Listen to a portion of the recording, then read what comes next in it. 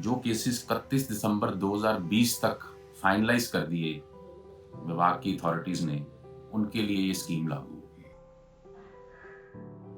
सी form का मुद्दा के कारण ही व्यापारियों को असेसमेंट्स में डिमांड्स निकल रही हैं।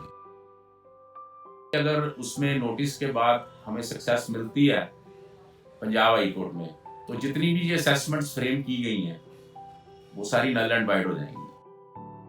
पंजाब सरकार द्वारा OTS 2021 स्कीम लाई गई है और इसको जानने के लिए व्यापारी बहुत ज़्यादा उत्साहित है कि ये स्कीम है क्या। इसके लिए आज हम सुप्रीम कोर्ट और पंजाब और हरियाणा के एडवोकेट JS बेदी के पास आए हैं। आइए उनसे जानते हैं क्या है ये नई स्कीम। सर, ये OTS स्कीम 2021 क्या है और इससे व्यापारियों को क्या फ़ायदा होगा? OTS scheme 2021 Punjab VAT act के अधीन जो केसेस फॉल करते थे उनको कवर करती है। That is called one time settlement scheme. Punjab VAT act में जो केसेस असेस किए गए, जो केसेस 31 दिसंबर 2020 तक फाइनलाइज कर दिए विभाग की अथॉरिटीज ने, उनके लिए ये स्कीम लागू होगी। इस स्कीम के बारे में अभी एक प्रोसीजरल नोटिफिकेशन 18/1/2021 को पंजाब गवर्नमेंट द्वारा जारी की गई है, पर उसमें अभी तक कोई फिगर्स के बारे में जिक्र नहीं है कि this scheme will apply to which dealers. हालांकि इससे पहले जो एक कैबिनेट ने अप्रूवल दी थी स्कीम को, उसमें यह बताया गया था कि जो केसेस 1 लाख रुपए तक के होंगे और जो केसेस 5 लाख रुपए तक होंगे, उनके लिए दो एक क्लास बनाई गई थी। उन दो क्लासेस को कवर किया गया था। बट जो अभी 18/1/2021 को नोटिफिकेशन जारी की गई है, उस नोटिफिकेशन में फिगर्स के बारे में वो साइलेंट है। वो मेनली प्रोसीजरल चैप्टर को डील करती है। पर मैं फिर भी जो इन्होंने पहले अप्रूवल दी थी उसके बारे में आपको एक डिटेल्ड जानकारी देना चाहता हूं। जिन लोगों की डिमांड 1 लाख रुपए तक निकली है पंजाब वैट के अंडर या CST एक्ट के अंडर, उन सभी केसेस को 13-14 के जो कि 31 दिसंबर 2020 तक असेस हुए हैं, वो इसमें कवर होंगे। अब जिन लोगों की डिमांड 1 लाख रुपए तक की है, उनको एक बहुत बड़ा सरकार ने रिलीफ दिया है। वो लोगों को सिर्फ 10% ऑफ द टैक्स जमा कराने की जरूरत है। मतलब उनका 90% वेवर है। ना उनको कोई पेनल्टी जमा करवानी है, ना कोई इंटरेस्ट जमा कराना है। मैं एक एग्जांपल देता हूं। जैसे किसी डीलर को 1 लाख रुपए की डिमांड निकल आई है, तो उसको सिर्फ 10,000 रुपए जमा करवा के उसकी वन टाइम सेटलमेंट में फॉल करेगा। It is very beneficial for those dealers. अभी कैटेगरी 2 जो बताई गई है, वो 1 लाख से ऊपर और 5 लाख से नीचे वाले लोग हैं। उनके लिए सिर्फ पेनल्टी और इंटरेस्ट छोड़ा गया है, बट उनको टैक्स पूरे का पूरा जमा कराया जाएगा। और अभी जो करंट डेट में 18/1/2021 को निकाली गई है, जो प्रोसीजर को डील करती है, इसमें अभी इस बात का कोई जिक्र नहीं है कि ये 5 लाख तक के डीलर्स को कवर करेगी कि 5 लाख से ज्यादा वाले भी इसमें कवर हो सकेंगे।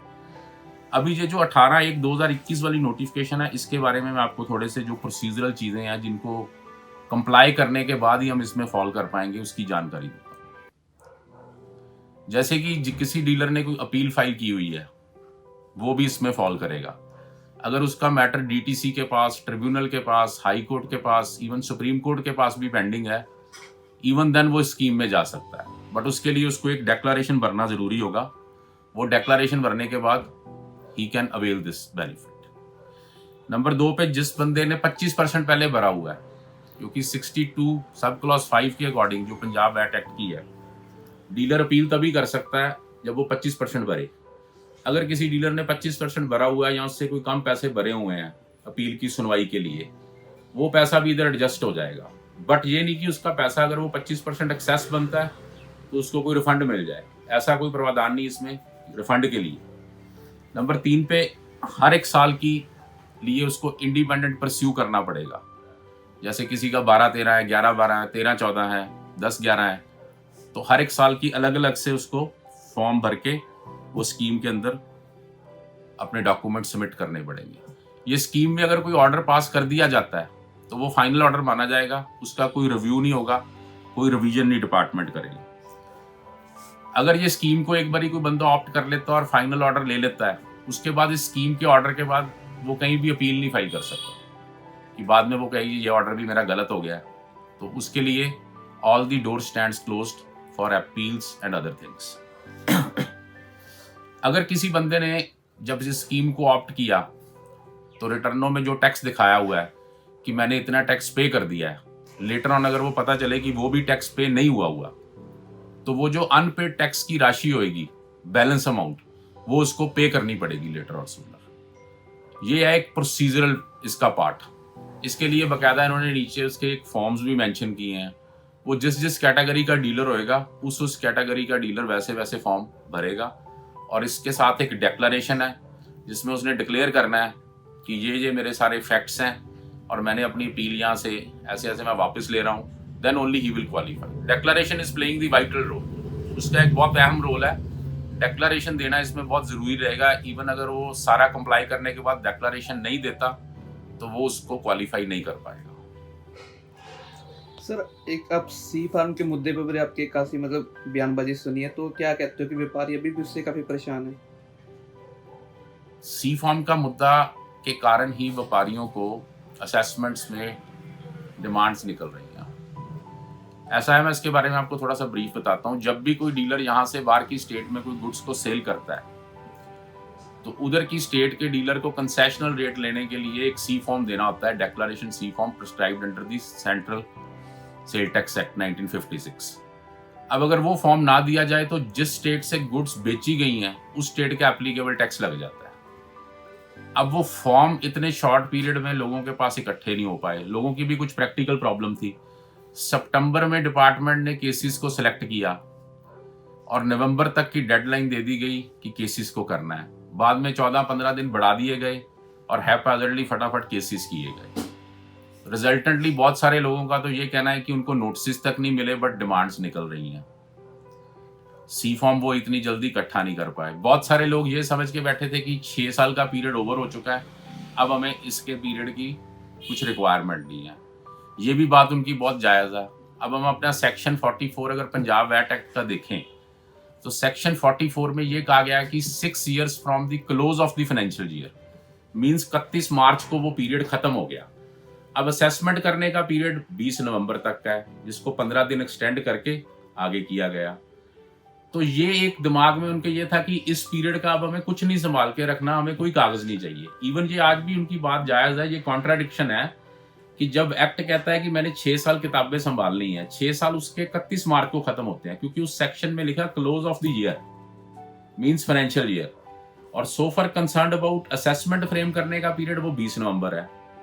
तो इन चीज़ों का भी एक अननेसेसरली उनके ऊपर बर्डन पड़ रहा है। जब डिपार्टमेंट ने सितंबर के मंथ में केसेस को सिलेक्ट किया है और ऊपर से कोविड-19 की ये प्रॉब्लम चल रही थी, तो इतने शॉर्ट स्पैन में सी फॉर्म्स को इकट्ठा करना, सबमिट करना, that is in fact is a troublesome job. But अभी डिपार्टमेंट में इन्होंने ये भी नोटिफाई कर रहे हैं, क्योंकि उस दिन जो अनाउंसमेंट की थी कि जिन डीलर्स की सी फॉर्म करके डिमांड निकली है उनको भी सबमिट करने की अपॉर्चुनिटी दी जाए। सर, कहीं ना कहीं जैसे ये व्यापारी कहते हैं कि जीएसटी आ गया फिर भी वैट वाली प्रॉब्लम्स आ रही है, कहीं ना कहीं सही लग रहा है आपको कि गलत है ये? ऐसा है, वैट में ना 15/11/2013 तक प्रोविजंस थे कि जिस बंदे ने गुड्स खरीद ली, सेलर को टैक्स दे दिया, उसकी लायबिलिटी खत्म हो गई। 15/11/2013 में पंजाब वैट एक्ट में अमेंडमेंट कर दी थी कि जिस सेलर ने हमें माल बेचा है, अगर वो ट्रेजरी में पैसे जमा कराएगा तो हमें क्रेडिट मिलेगा। उसी कंसेप्ट को जीएसटी में फॉलो किया गया। तो ये प्रॉब्लम्स तब भी थी और आज भी हैं, डीलर्स फेस कर रहे हैं।